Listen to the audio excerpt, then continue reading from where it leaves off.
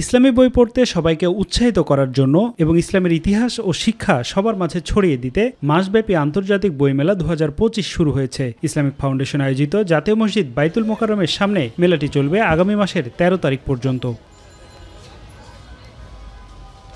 এবছরে মেলায় দেশি বিদেশি মিলিয়ে প্রায় শতাধিক প্রকাশনা প্রতিষ্ঠান অংশগ্রহণ করছে। স্বচ্ছ ও নিয়মমাফিক প্রক্রিয়ায় মোট 140টি স্টল বরাদ্দ দেওয়া হয়েছে। ইসলামিক ফাউন্ডেশনের উদ্দেশ্য হলো মানুষকে হাদিস কোরআনের বই পড়ানো, ঠিক আছে, এটা হলো মূল উদ্দেশ্য তাদের। আমাদের এখান থেকে যে বইগুলো বের হয়, পুরা সিয়াসতটা, তারপর বিভিন্ন হাদিস, মনে করেন কোরআন শরীফ, তাফসির, তাফসির ইবনে কাসির, তাফসির মারিফুল কোরআন, দরুল ইসলাম। বই মেলার গুরুত্ব অনেক, কারণ বই মানুষের জীবন পাল্টে দেওয়ার মতো একটা বিষয়।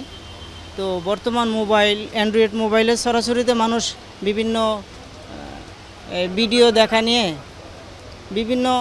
ভিডিও দেখা ওগুলোতে ব্যস্ত থাকে। বই আসলে যে মনের খোরাক, ওই বইটা মানুষ এখন হাতে নেয় না। মেলায় ধীরে ধীরে ক্রেতাদের পদচারণা বাড়ছে। তারা জানিয়েছেন স্বল্প মূল্যে এবং বিভিন্ন লেখকের বই একই স্থানে পাওয়ায় তারা এই মেলায় আসছেন। বইগুলোর মাধ্যমে মানুষের বিভিন্ন উপকার হয়, কারণ বই হচ্ছে জ্ঞানের ভান্ডার, এবং আল্লাহ তাআলা পবিত্র কোরআনে ইরশাদ করেন, ইকরা বিসমি রাব্বিকাল্লাযী খালাক, তোমরা পড়ো তোমার প্রভুর নামে। তো সর্বপ্রথম আল্লাহ তাআলা কোরআন আয়াত হচ্ছে পড়ো। মূলত মেলা যেই উদ্দেশ্য থাকে সাধারণ মানুষের জন্য, এইটা এখানে পাওয়া যায়।